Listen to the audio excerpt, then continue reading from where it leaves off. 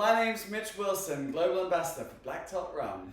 And I'm Davies, Head Buyer for the Whisky Exchange. And together we are Sugarcane. and Champagne. Today, what have we got today, Dawn? Well, today we thought we'd look at two different products, one rum, one champagne, both with some dosage. What? I know. I'm flipping up tables. I'm throwing my chair out of here. But we thought it was an issue that we should talk about because we are sugarcane and champagne and both use some dosage or add sugar in some of the process on some occasions. And some choose not to, but we thought we'd talk about it. So why not? You saying it isn't an absolutely evil thing that should be immediately called out on social media all of the time? I'm saying it depends who you are and what you like. So, are you saying we should have a reasonable conversation about it? there's no such thing as a reasonable conversation, Mitch. Well, let's try. Shall we just enjoy the products for what they are, perhaps?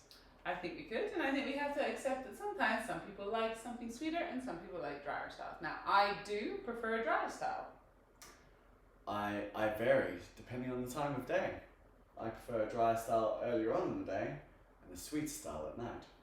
But Mitch, you dosage my coffee so well in the morning. Well, you prefer a sweet style in the morning. Drier style in the evening. We're all different. It's okay. We can get along. Okay. So, champagne first? Yeah, why not? Always. Always. Oh, that doesn't quite sound as nice as our normal glasses. If anyone, we're starting a GoFundMe for new champagne glasses for Dawn because someone stole one of hers and we can't have mismatching champagne glasses in a video.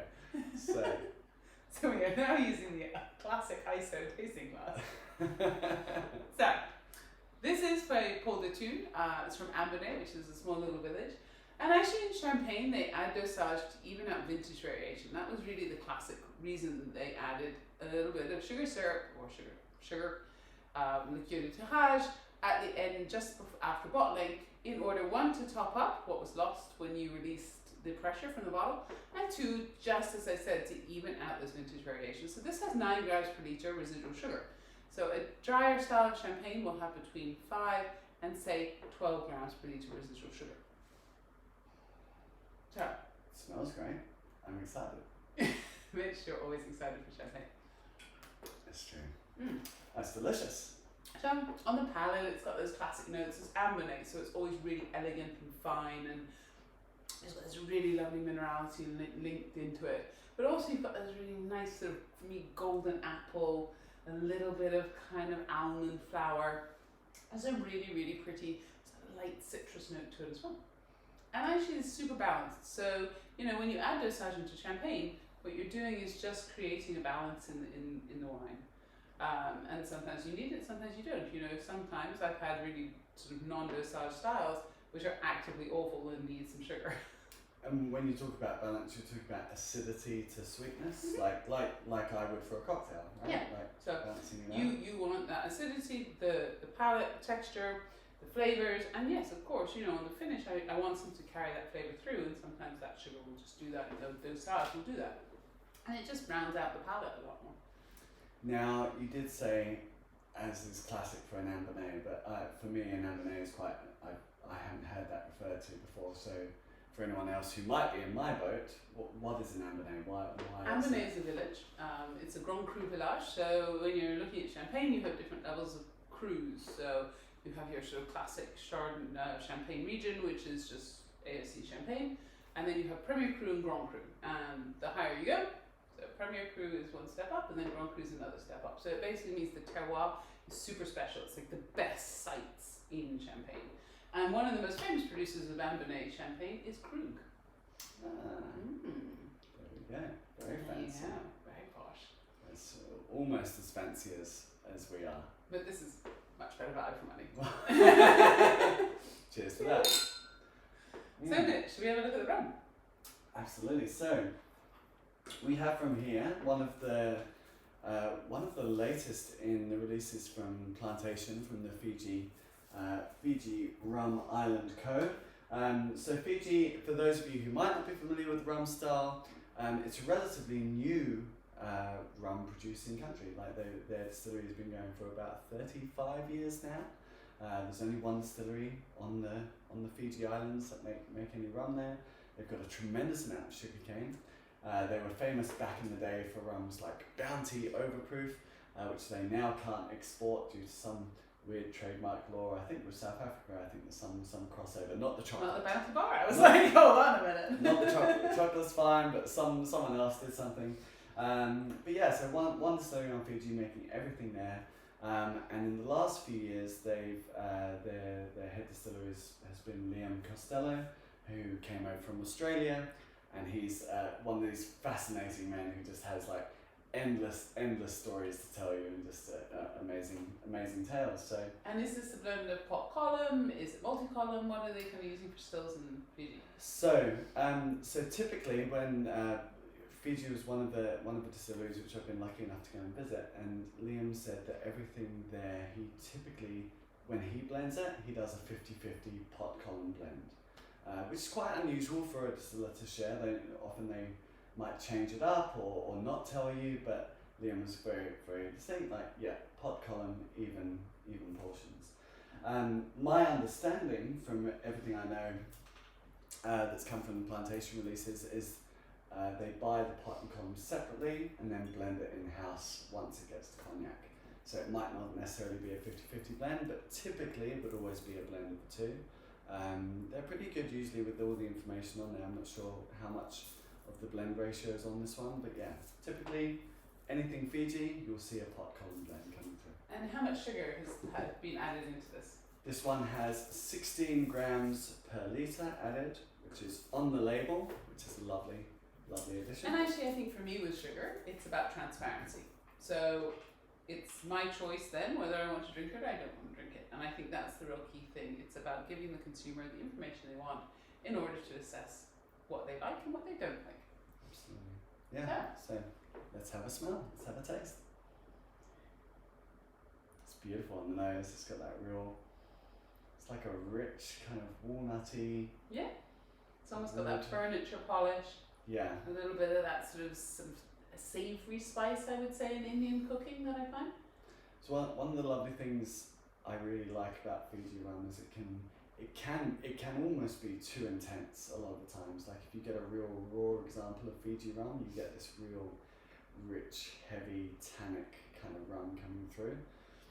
And this has elements of that on the nose, but just it polishes off really nicely in a way that you're like, oh, I think it's going to taste good. So. Yeah, it's really interesting. It's got sort of some orange notes into it. I think, yeah, you're really right on that walnut. It's a really kind of definitive character on it, which is quite interesting. But yeah, also some sort of maybe some honey blossom. I'm getting quite a lot of honey notes on this as well. Yeah.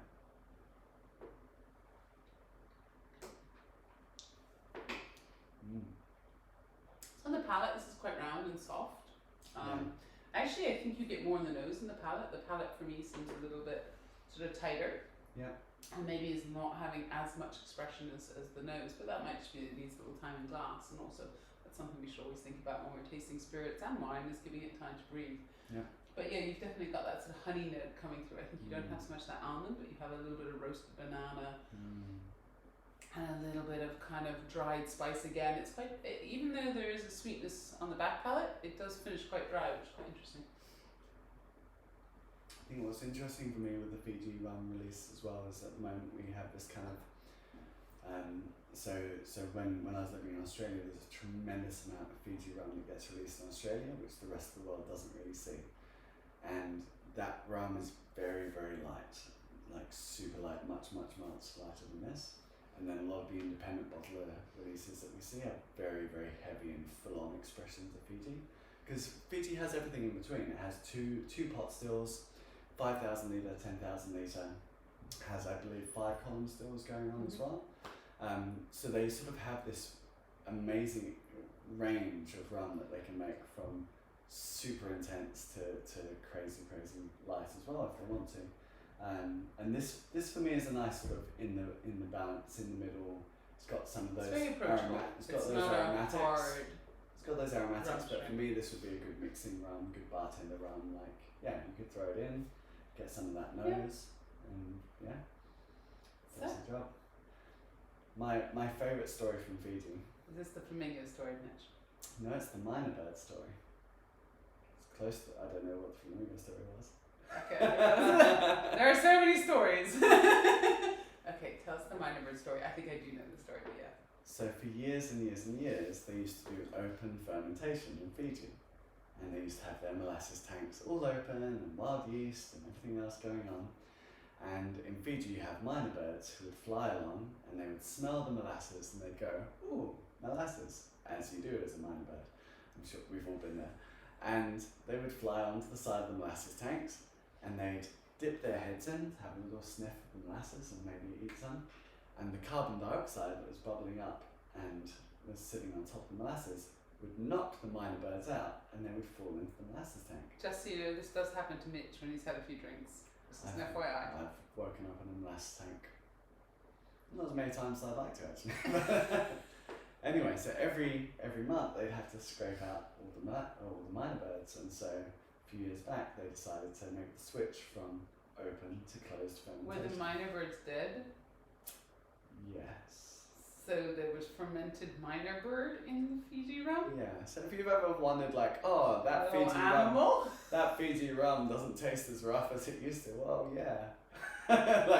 like the Jamaican, Folks, the Jamaican. No animals were hurt in the production of this rum. Yeah. I think. Well, this is the thing. But you have these stories of like the Jamaican goat heads going into the dunder and and all these legends and myths and stuff, which have now been kind of discounted. But it's like, well, Just so you know, folks, this thing did happen in Fiji. no animals, bar the odd fly, are harmed in the production of champagne. Therefore, drink more champagne because it is prevention of cruelty to animals. Is it vegan? Most are, yes. Yeah. Yes. You would have to find a filter with egg white, which does happen, or isinglass if you were not going to be vegan in rum. But I believe most champagnes are not finder filtered with animal byproducts. There you go. Wow. So, on that note, Mitch, that was very educational for us. Normally we are a lot more entertaining. Well, it's a pleasure to be back. Cheers, everyone. Cheers. We'll see you soon.